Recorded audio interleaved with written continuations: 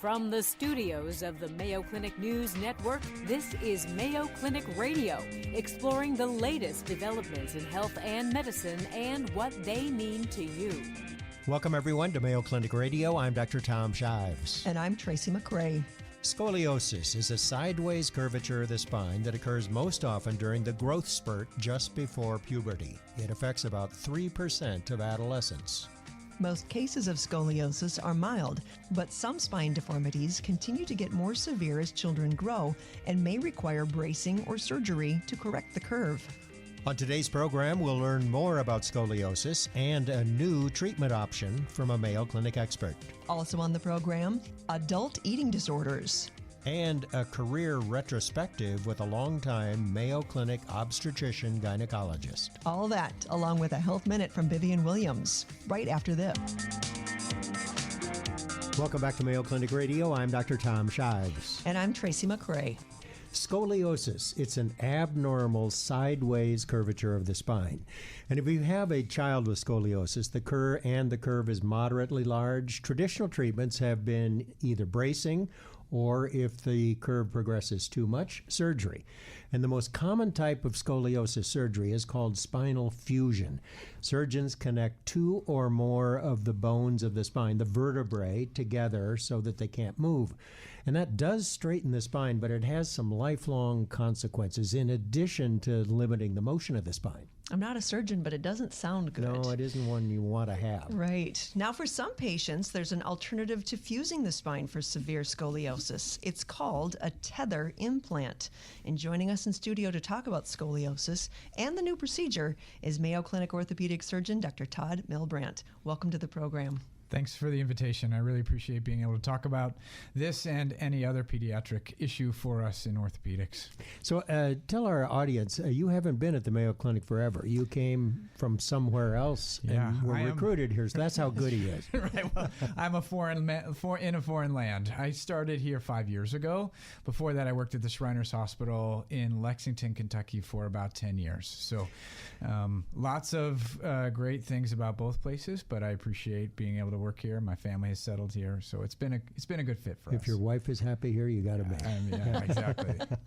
So let's talk about scoliosis. We described the fact that it's a curvature of the spine, a sideways curvature of the spine. Why does that happen? Yeah, so that's a really good question, Dr. Shives. For us, we actually don't know. There's lots of investigation going on into the genetics of what causes scoliosis. We know that it's not one gene. If it were one gene, it'd be easy to figure out, and we would have figured it out already.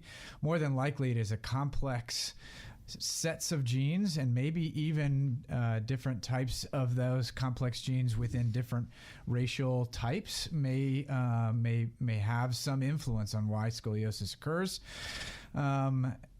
But we do know that it is genetic because it does tend to run in families. Even if the child that we're seeing has a moderate curve, if they look through their entire family history or other people, cousins, first cousins, they'll find someone usually that has a scoliosis within it. And so this is not usually a spontaneous mutation. It tends to follow in families. I thought that would be because it's just so common. I mean, for me, I always just heard, the kids, we would get tested and, oh, you're a taller girl, so that's why you have scoliosis. Yeah, no, it really is because your aunt or uncle or one of your parents, clearly one of your parents, carried some genetic factor that then would convey that to you.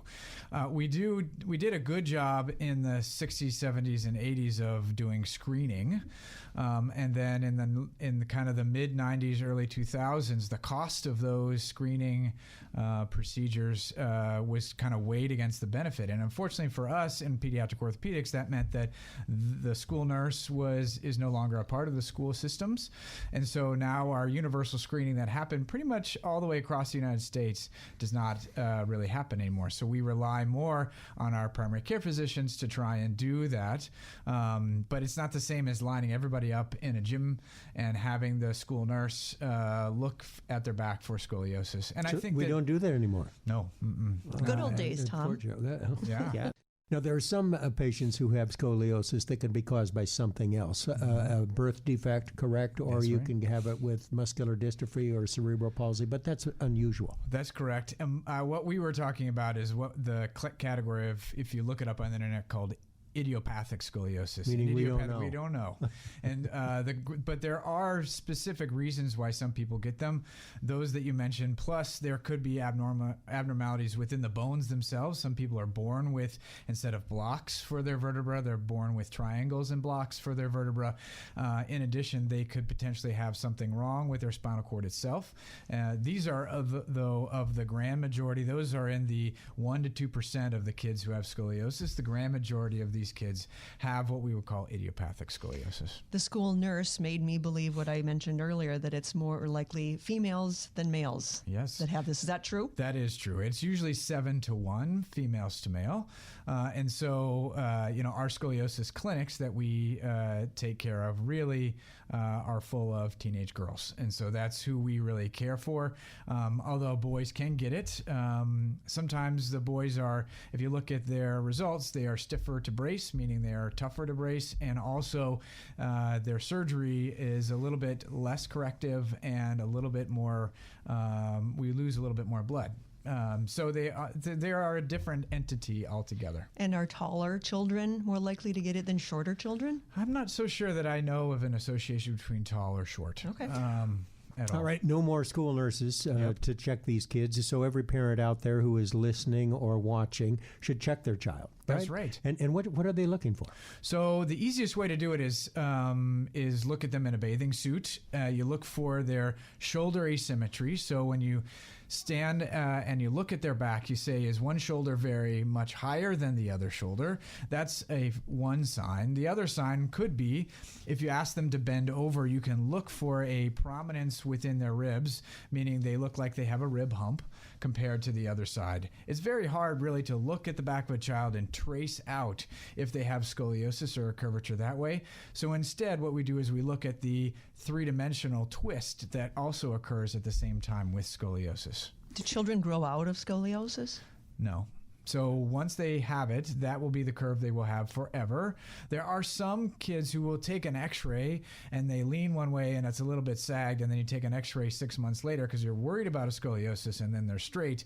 I'm not sure that they actually ever had scoliosis and that they were just being a wiggle worm when they had their x-ray taken. And why is it important to discover whether or not your child has scoliosis? What are the complications if untreated? So I think the key part is early discovery allows us some treatment options that late discovery may not. And so that's why I think it's important to do it when the child is pre-adolescent. So a brace doesn't work when you are all done growing, for example.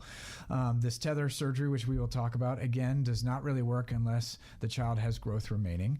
If we let a scoliosis just occur and get large, and then the child continues to live their adult life, the consequence of that are that curve will continue to worsen if the curve measures 50 degrees or more throughout the rest of their life. They'll add on 1 to 2 degrees per year for every year that they live. And, we're talking about 18-year-old children, so they have a long life to live.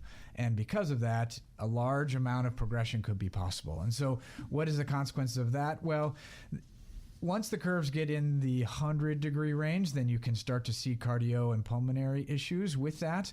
So it presses heart and lung problems. That's right. It does do that, but only with the really large curves. More than likely, though, if you have a 100-degree curve and you try and wear any amount of normal Western clothing, you will look significantly deformed. And so I think that some of this is the fact that we live in a Western society, and that if you allow a curve to get very, very large, it will be hard to be accepted that way. So if you catch it relatively early, you can hopefully avoid surgery. So that means bracing? Yeah, so our first line of treatment for any child with spinal curvature greater than 20 degrees, and the degrees is measured on an x-ray, how much tilt there actually is a brace. The good news about the brace is that it's very effective. A large randomized controlled trial that went through the United States proved that the brace works about 75% of the time. The hard part is that the child actually has to wear it, right? And if you know teenage people or children, that is that is a very difficult sell sometimes, and they have to wear it a lot. They have to wear it 16 to 18 hours a day, and they have to wear it 7 days a week. And it doesn't cure the scoliosis. It just hopefully prevents it from the curve from getting worse. That is absolutely correct. So our goal with our bracing is that we keep that small curve a small curve and do not allow it to get into the surgical range, which we would consider over 50 degrees. All right, our guest is Mayo Clinic pediatric orthopedic surgeon Dr. Todd Milbrandt. We've been talking about scoliosis. Time for a short break. When we come back, we'll talk about additional treatment, particularly surgery, and a new device called a tether, which might be a huge advantage for some young children.